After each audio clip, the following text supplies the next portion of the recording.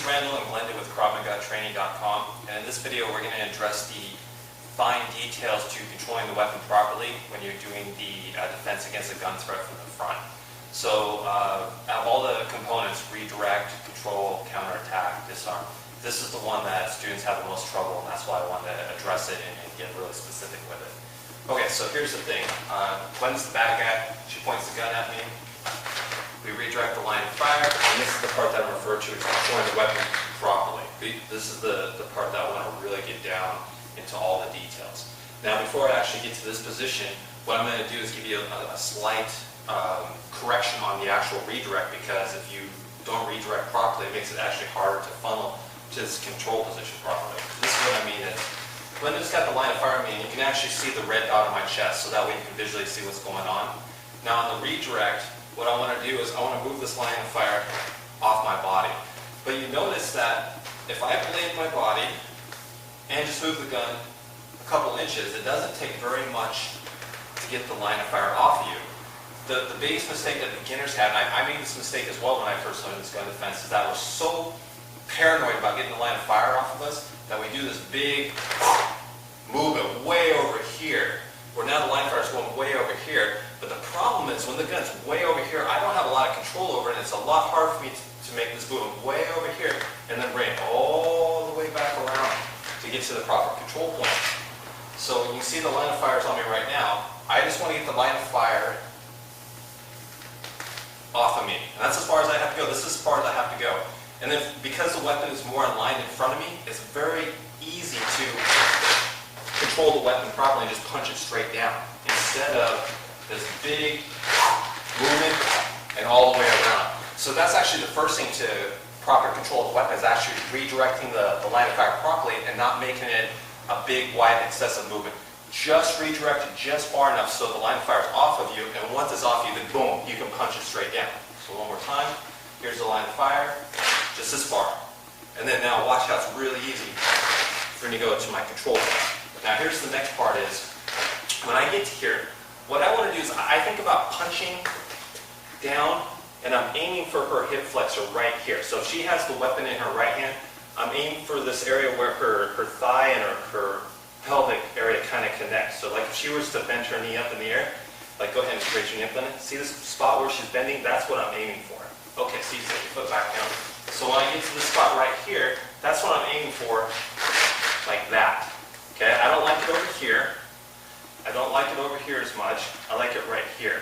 Now, if I had a choice between which sides I'd rather have it too far off, I'd rather have it over here. So you can see how her arm is kind of jacked up and it's in a weak position. The more I go over to this side, the less control I have and the more control she has. The more I bring it over to this side, the better. And ideally, I like to aim for that hip flexor area, because I can, a lot of times, pin it to her body. Now, the question comes up is, well, what if they're too far away? And that's okay, just aim for it. You don't necessarily have to pin it to them. Especially if the person realizes that you're fighting back and they start backpedaling, that's going to happen. That's okay. As long as you go as far as you can, you'll be fine. So anyways, aim for the hip flexor, even better. Actually pin it to their body. Now, the next detail I want to really focus on is make sure that your arm is straight, relatively straight. The more it's bent, one, you kind of get jammed up with your ability to strike, and you're getting closer to her free weapon that she can strike with. I want my arm straight so I can fully extend my power on my punch and stay farther away from her free side, but also, and more importantly from the control standpoint, when my arm is straight, it's much stronger.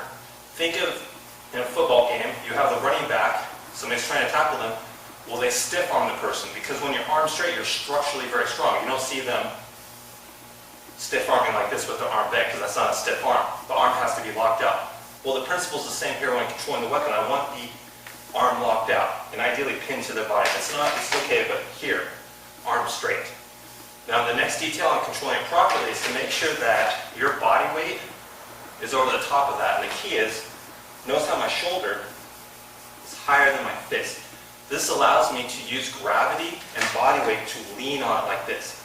The higher the weapon goes up, the less gravity I have on my side and the less weight I can put on this. And the problem is, if my attacker is stronger than me, she can fight for this weapon back a lot easier and I start losing control.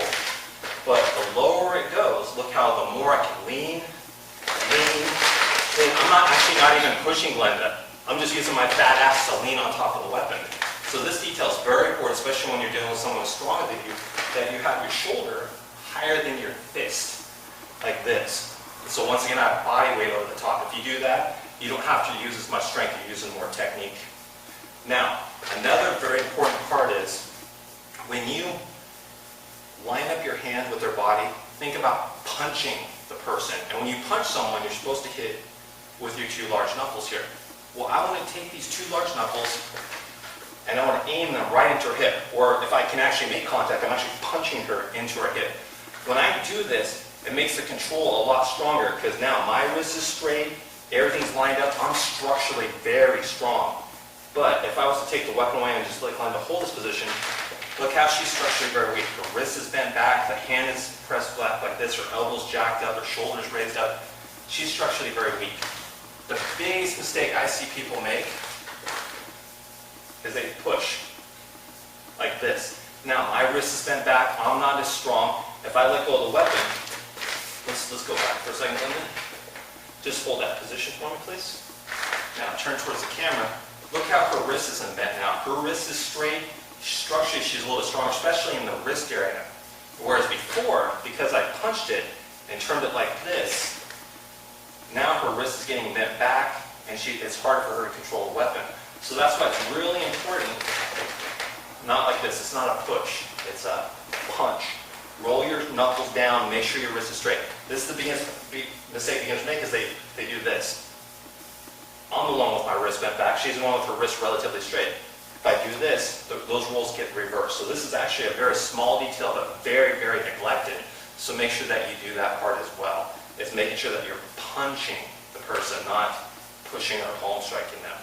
So to me, those are all the key details to good control. So quick review once again. She points the line of fire at me. Make sure that you redirect just far enough to clear the line of fire, but not any more than that. No big excessive movements, because like I said before, it's hard to swing it all the way back around, whereas if I just go this far, it's a straight line in. The next part, aim for their hip flexor. The farther I go over to the live side, the stronger she becomes and the weaker I become. I want to stay more on the other side here. When in doubt, I'd rather be too far this way than too far over here, but the hip flexor is nice.